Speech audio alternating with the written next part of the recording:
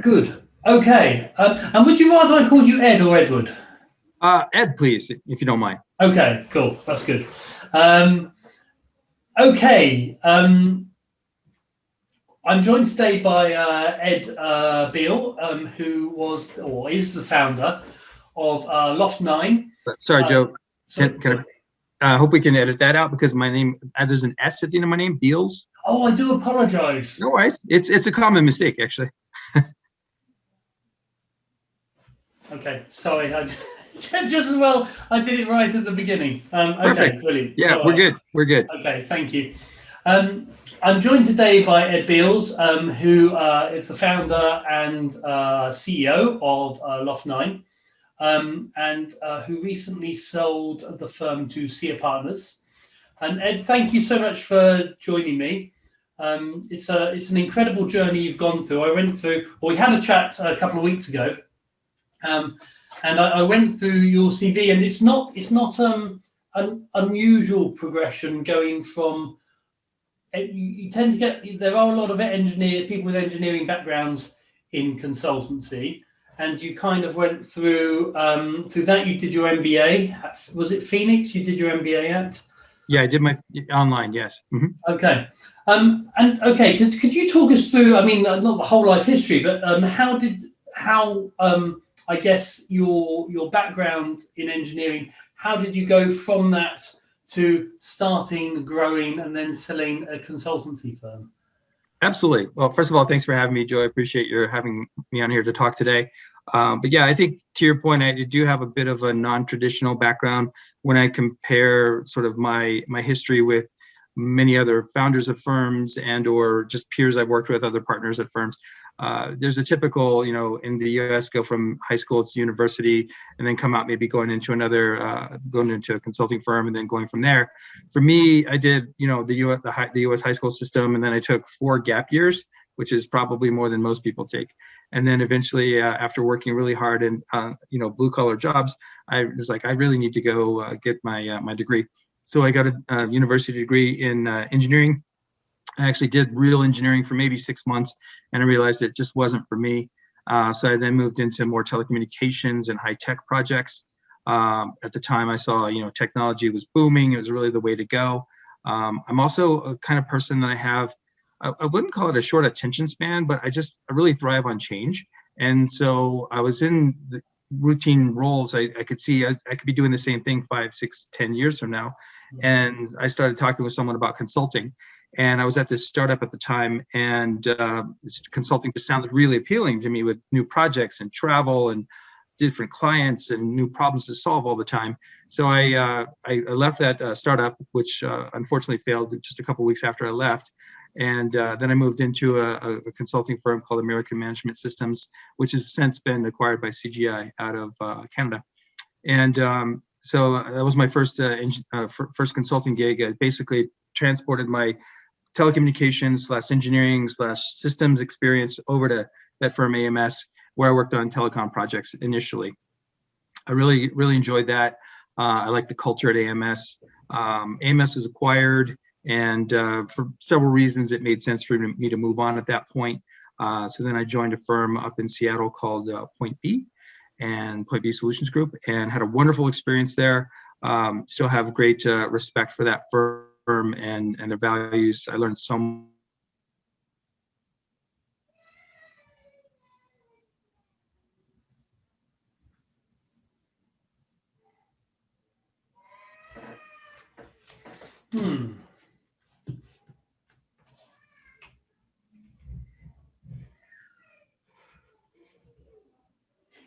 Ed, you have frozen. I'm not sure if you could. Interesting.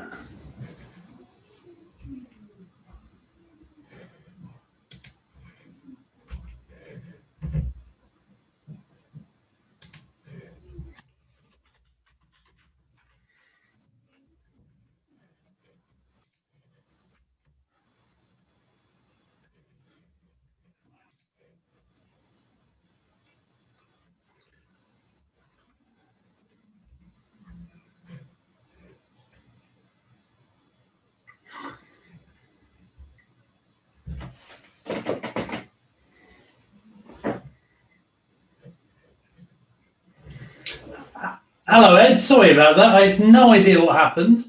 Yeah, it seemed to be an internet connection issue, so my apologies. Okay, that's fine. So it's all right because I'll get my fella to splice it.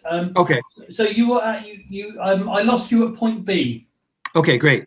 So Mark and I, my business partner, we met at Point B, and we came up with the concept of what became Loft 9, and we left Point B at the end of 2009, and with the support of Point B, they were an investor of ours early on, and we launched the firm Loft 9 together as co-founders.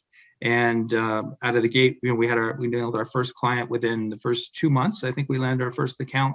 I think our first year we ended up with 17 headcount at the end of the year, and I think Wow. 2.2 million in our first year. So did you recruit? I presume you recruited all those people. Absolutely. The good thing is we had a pretty strong network. We were actively posting jobs, primarily on LinkedIn, really. We didn't have any real systems, as it were. We ran everything initially out of SharePoint, Excel. Payroll was done out of Excel out of the gate. But yeah, we recruited. We had a lot of referrals from our friends at Point B as well, and our broader network. We were very well networked into the Seattle tech community. And so that allowed us to recruit pretty aggressively and sell pretty aggressively. I think in the first year we ended up with 4 or 5 accounts at the end of the year in the first year. Wow, that's wonderful to get investment at the beginning as well. Did you ever think, no, we're going to do it organically, or did you think, fast growth investment's what we need? The fast growth investment was the idea. Also, when you start a firm, there's a lot of risk, and I'm in my household. I'm this single income earner. My wife doesn't work outside of the home, so for me there was a lot of risk just to make sure I could pay my mortgage. So of course we made sure we saved up 6 months of expenses. We had invested our own nest egg as well, and the amount that Mark and I had invested on our own ended up being just about enough. We might have used maybe $10,000 of the investment from our former firm, but it was good to have it there as a backup just in case, and just gave much. I could sleep better, quite honestly. Yeah, sure. Yeah, and did that investment stay with you the whole period, or did you pay it back at a certain point and then take more ownership of the firm? Yeah, interestingly, over time, after about 3 years, Point B asked that we buy out their stake in our firm, which we did. They got a very nice return. When you think about it, I'd love to get that kind of return, but it was a good investment for their money. Quite honestly, they put a lot of wind in our sails, and I think it really helped everyone. And so they did well, we did well, and we still remain, I'm still competitive with them, especially now as part of Sia Partners. But boy, I have a lot of respect for what they do and how they did it. And if I'm going to lose, I want to lose to them. But yeah, that's nice. That's nice, and it's good that you're still on good terms after all this time. Yeah, great experience there. Okay, so I want to get in at some point soon. I want to get into the craziness of that first year because it sounds incredible. But I just want to go back a little bit to the starting of Loft 9, because it's clearly a very successful firm, but it doesn't follow what a lot of advisors to entrepreneurs would say, which is about a very unique niche. There's kind of change management in there and project management and healthcare stuff. So it's not like you were going into a market where you were the only player. Definitely not. So if that's the case, I guess that makes 2 questions. One is, let's start with the first one, which is, why did you choose that niche? And given that your background was quite technical and you could have done all types of technological stuff, I guess if you'd wanted to, why did you go for something that was perhaps harder to compete in? Yeah, so historically, pretty much every time we've won an account or a client, it's because we had to basically take it from someone else. So it's been a very competitive situation since the very, very beginning. But I think Mark and I decided to fall back on what we knew. So he had a strong background in process improvement. I had a pretty strong background in business analytics and project management. Pardon me. And Mark also brought a lot of change management as well. So we put those 4 elements together, and we kind of loosely group those items under business transformation over time. And we decided to work with what we knew. We weren't really super focused on any technology stack as individuals. We didn't want to tie up with any sort of tech to take it to market. You know, we love Microsoft, don't get me wrong, but it didn't want to be a Microsoft Gold partner as an example. So we wanted to have that sort of technology agnostic perspective. And what we led with in the market out of the gate was we've got amazing people. We spend a lot of time developing them. We have a great approach to quality and oversight in our projects.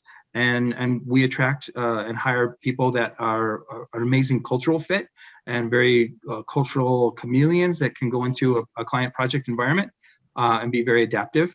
So with driving with a lot of consulting agility. Okay.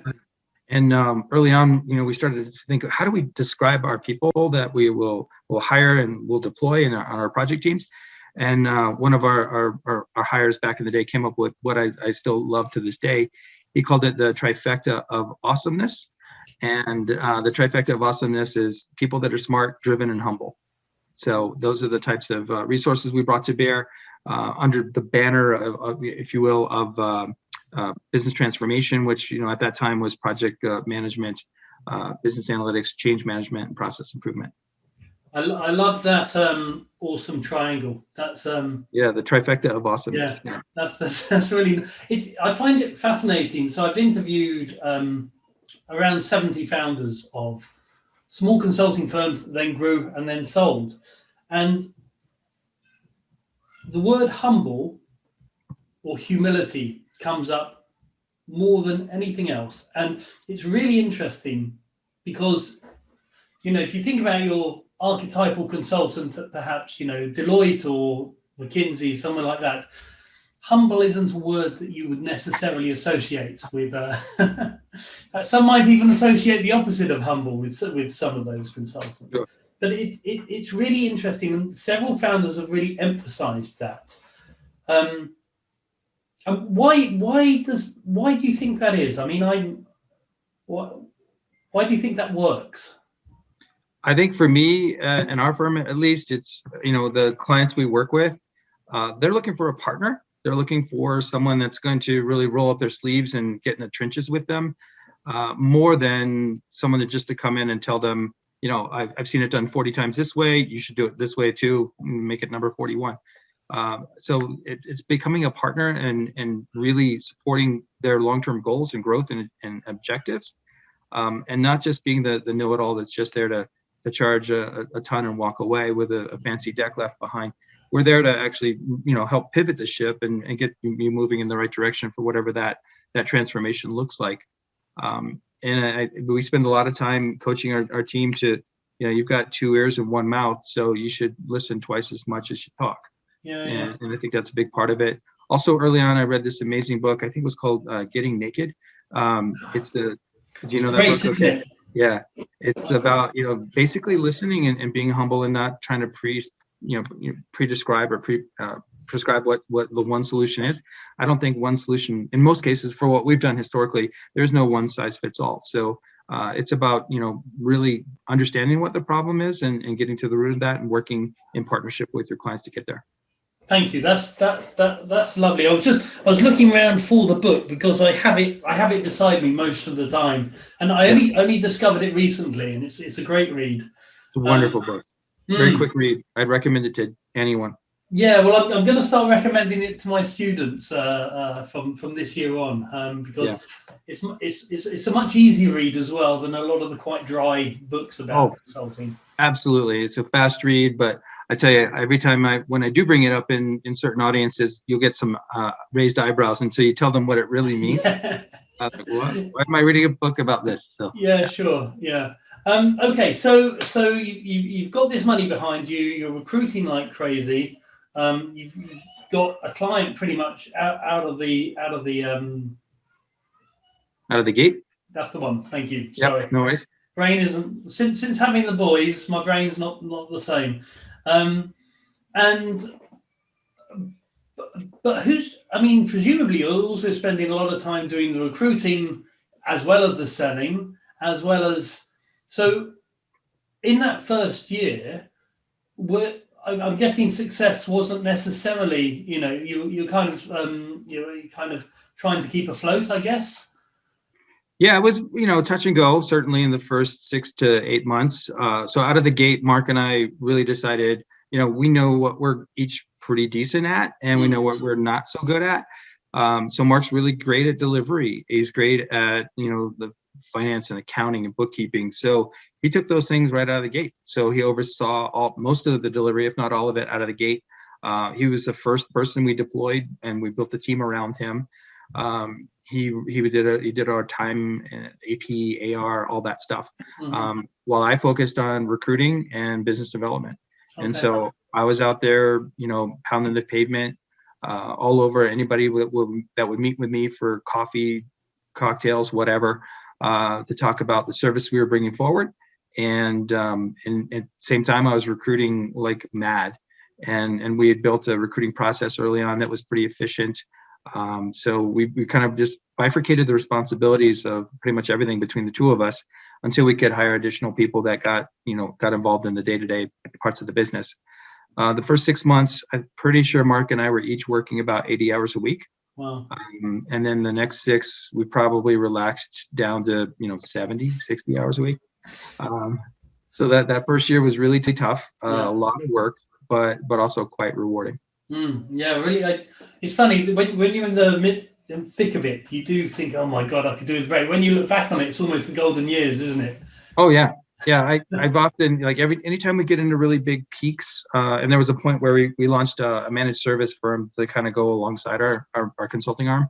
I kept having to remind myself and a few others. I said, these are the good old years. We're going to look back at some point and think how crazy this is and how hard it is, but we had a lot of fun.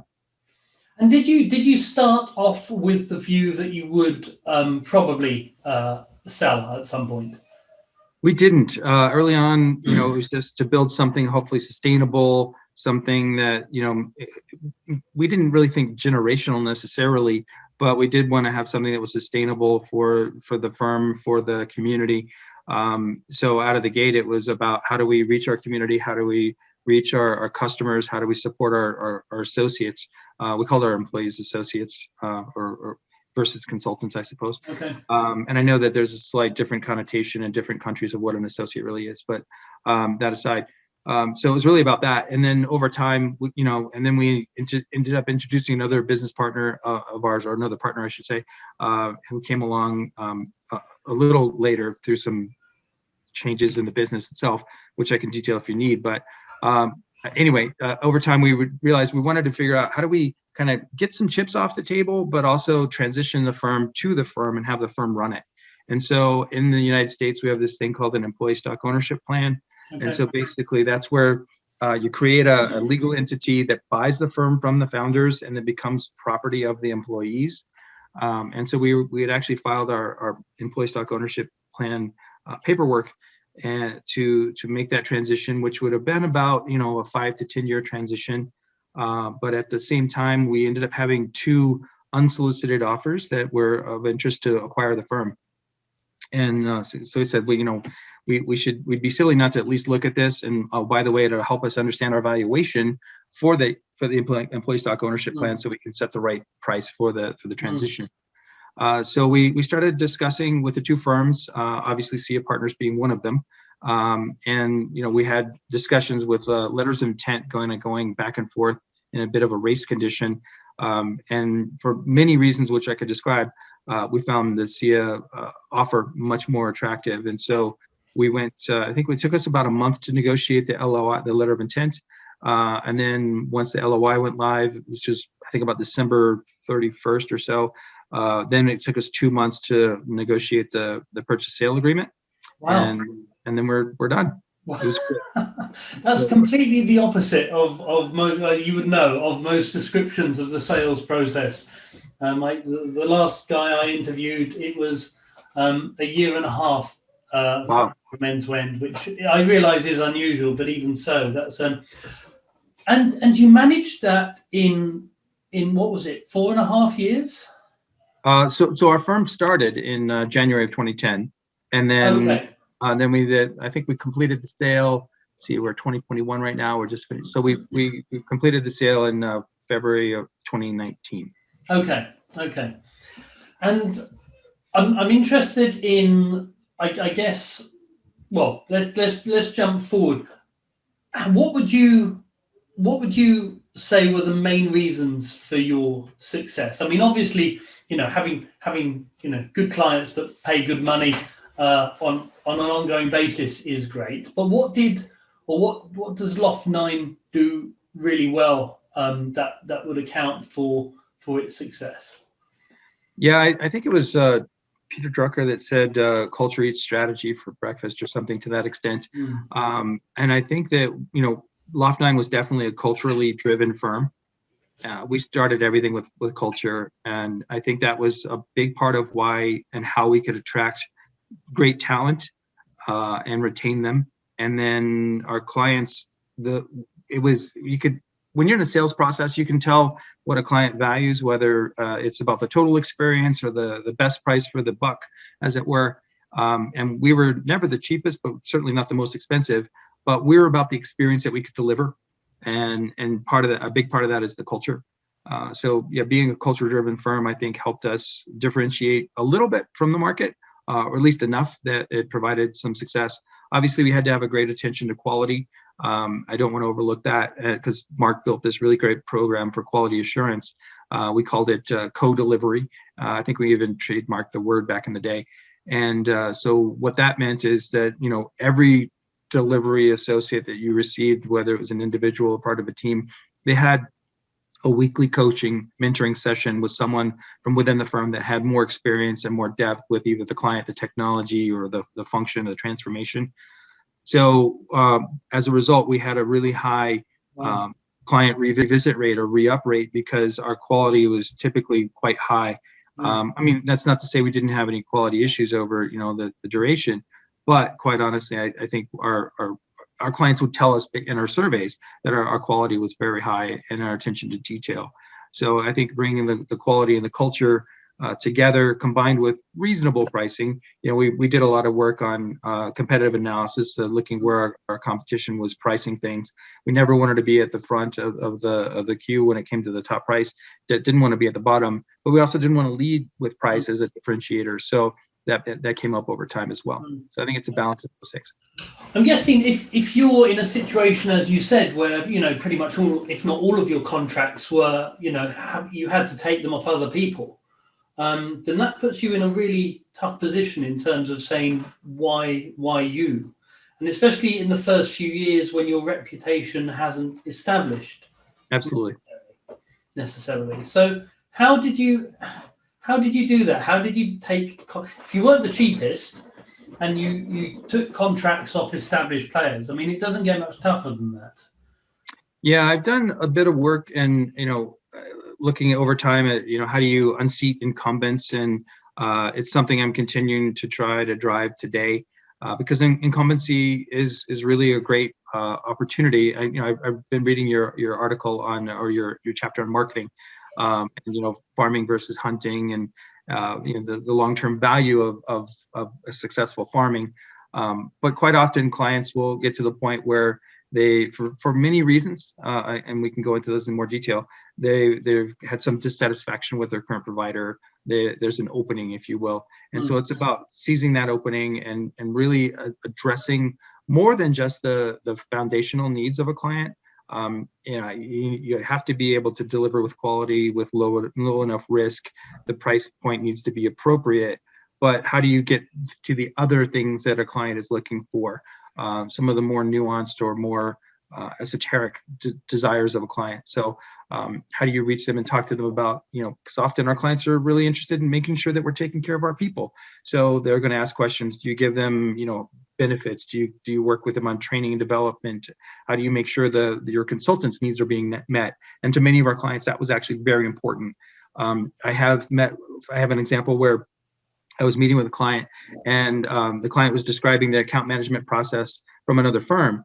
And the client was meeting with the account manager, and then the client had another person in their office. The account manager didn't know who that person was. Turns out that person was actually an employee of that person's the account manager's firm, but the account Wow. manager didn't even know. And so that was a good example of why that client didn't like working with that firm, because they didn't know their business well enough or their people well enough, and they probably didn't treat their people as well as they should have. And so, by looking at some of those additional differentiators beyond being able to do the work, I think we're able to up level and better engage with our clients. Yeah, wow. Well, it obviously worked, and you're probably also ironically underselling your own skill at sales, because I know in our last conversation you showed a real passion for understanding, despite your successes, further understanding the sales process and how it works, and you're asking questions sort of about partners and how much they sell in other firms and things like that. So you seem to have quite a constantly curious mind. Yeah, I think I do, and I think that curiosity of how to solve problems is something I've personally always had. I'm not always great at it, but I've always had it. I'd say that, and from day one, we've had a growth mentality that we need to grow the firm. And for me, the reasons personally are, oftentimes, over time, a client might diminish for many reasons. Maybe the key stakeholder moves on, maybe the procurement rules change. We've seen that happen at a number of large accounts of ours. You get a new CFO in, and they change how the buying process works. They change the rate structure. So quite often, in my opinion, you always need to be growing and acquiring new clients, because eventually the ones you have today might atrophy to a point where they're no longer sustainable. So we've always worked to ingrain that into our new hires, that growth mentality. And we spend a lot of time each week. I spend a lot of time every day focused on how do we acquire new accounts, how do we grow our existing accounts, how do we bring additional services to our accounts, and through, whether that's through generating IP, through having discussions, through other marketing channels like SEO and SEM, et cetera. But at the end of the day, it's all about acquiring the clients so you can then deliver a great service for them, and then your firm will grow, and then everybody's happy, in my opinion. Yeah, when you put it like that, it sounds so simple, but I know in reality it's tough work pounding those floors, isn't it? Yeah, I mean, the new client development angle is difficult. Getting the conversations going, establishing the rapport, the relationship. Sometimes few people are very open to it. Other times they're certainly not. So you have to figure out where you invest your time and make sure you're getting a good return on that. Okay. Is there anything you would do differently over the last few years in terms of the firm? Over the last few, by that I think you mean maybe towards the end of Loft 9, yeah. Before the sale, because now with Sia, it's a very different world for us. So things I would have done differently, I think I would have started marketing a lot earlier. Early on our marketing, we had a website, but we didn't really do anything about SEO optimization. We weren't really publishing a lot of IP. But over time, once, maybe around 2013, 2014, we really started to invest in that. We did a brand audit that was really effective. That helped us change and position how we talked about our firm. And then from there, we started to do a lot of keyword work. So our SEO lead generation ended up to be a pretty nice channel for us. It wasn't a ton of investment, but in the end, we were getting clients that came kind of out of nowhere, if you would. Wow. And we were able to close the deals pretty quickly. Great return on investment for sure. So if anything, I probably would have started the marketing angle much earlier. If I were to start from scratch today, marketing would be one of the very first things I would start. Obviously, you have to have your product and service tight. Can't be just marketing. But I would definitely I would have spent a lot more money on marketing a lot earlier. Okay, that's really interesting, especially about the SEO, because I get very mixed views on SEO. Some people saying it's not worth the money, and some people saying it was absolutely crucial to our success. Yeah, I think it depends on maybe your market, perhaps, but also how much you do spend on it. We didn't spend, I don't know. When I think about our last website refresh, that was about $60,000 US, including the brand audit. I think that was in there. And then the actual website development was not even 40,000. So yeah, under $100,000. And then over time, it returned multiple opportunities, which then turned into wins. Our total revenue off of SEO, it's over millions easily. Wow, wow, that's amazing. That's a great advert for us for investing in SEO. Yeah, I think it had to be pretty targeted. We were only in 2 geographies, so that helped kind of narrow sort of any AdWords. We didn't actually do a ton of AdWords, but we had a person that was internal at the firm. He's left since, unfortunately, but he really knew SEO very well, and so our ranking just continued to climb over time.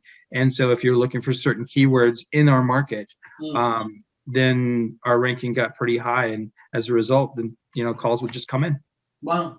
Well, okay. Thank you. That's okay. So marketing earlier. I guess it's always a challenge with a new firm because you're so obsessed with getting business through the door because you've got that insecurity that it's hard to spend time, which is therefore money, on doing things that are really important and might benefit you in the long term, but take you away from the daily rate.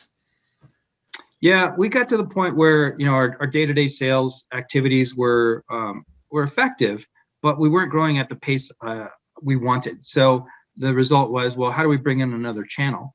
And you could be a channel partner for technology, but that wasn't really where we wanted to go. But a new sales channel for us was the online effort. So that's why we invested in it. Okay, and so would I be right in saying you're in the earn-out period at Sia now? That's correct. Okay, and I guess you're still. In fact, I won't ask you about future plans, but Sia has been remarkably successful in attracting a lot of very good consultancies. I'd say, a good number of the people that I've interviewed have ended up going to Sia.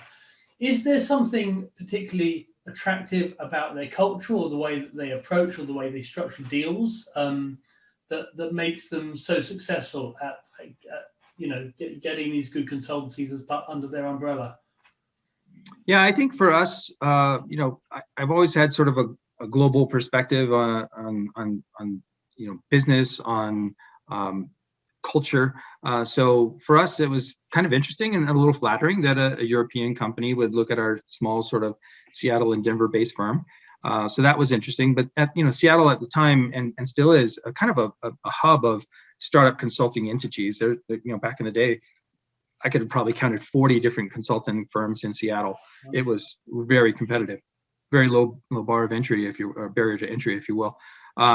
So a lot of firms were starting up, and so it was that speaks to the competitive element that I spoke to earlier. But for us, it was Sia as well as this other firm, as well as the employee stock ownership plan. So we had kind of 3 options we could go with. Both Sia and the other firm seemed to be doing a bit of a roll up, if you will, of different entities to get to scale. But what attracted us to Sia was, they had no presence on the West Coast at the time, so that we became their West Coast presence. But also they had what they called Consulting 4.0, which was, blending the traditional management consulting elements, which we thought we had a pretty decent grasp on, but coupling that with design thinking and coupling that with data science. So design thinking and data science being areas we really wanted to go into as a firm at Loft9, but the time and investment required to become proficient in those 2 areas was quite significant. Mark and I we're not data scientists. We had concepts of what design thinking was, but Sia brought those already, and so we could actually couple those 2 services in addition to the management consulting we already had, and bring additional value to our clients almost from day one.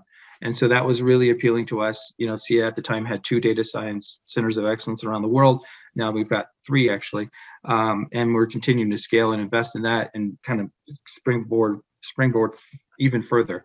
So that was really a big part of it, is being able to bring a fuller suite of services to our clients. And that actually helped us, looking back, kind of fend off that really competitive middle market, if you will, consulting arena that we were in. And so it kind of helped us scale up a bit and now we're competing a lot more with the bigger firms out there, if you will.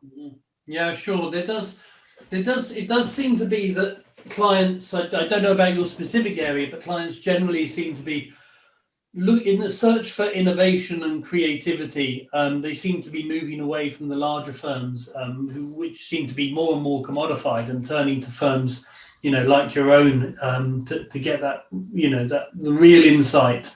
And as you said right at the beginning, that sort of, not tailor-made, but sort of client-specific attention that you might not get at the Big Four or even MBB. Yeah, exactly. Is there anything I should have asked you that you'd like to cover off? Anything to do, unusual experiences or something specific that you'd like to share? I'm guessing a lot of my students would like to start up their own firm. Any words of wisdom for them? Anything like that?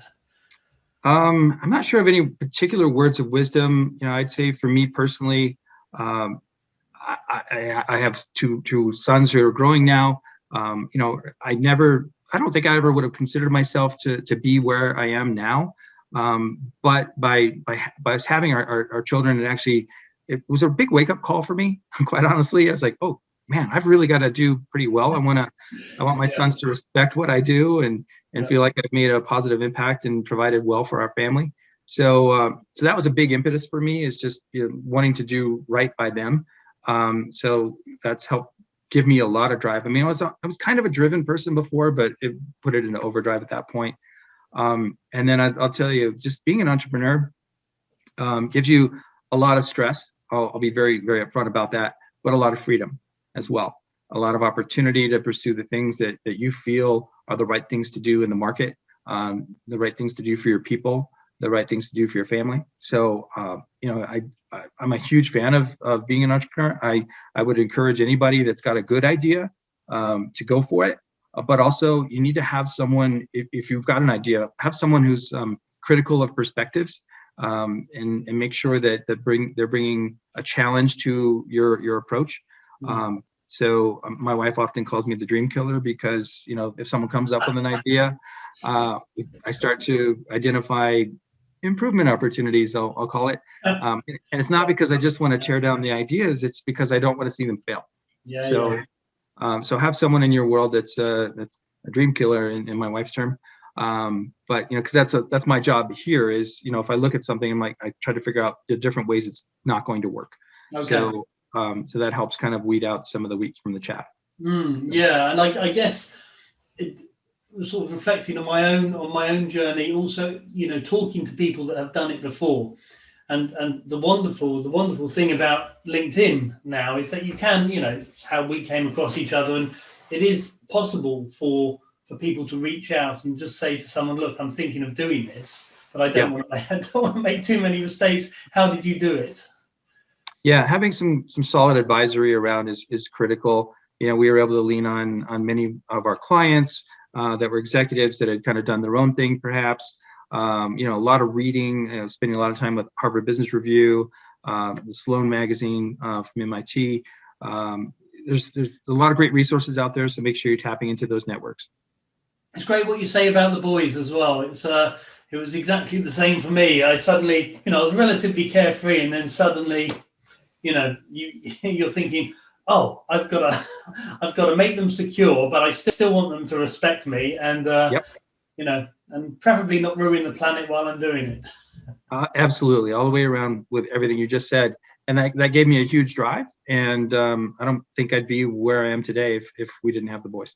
Oh, that's really nice. It's a lovely note to end on. Listen, Ed, thank you so much for your time.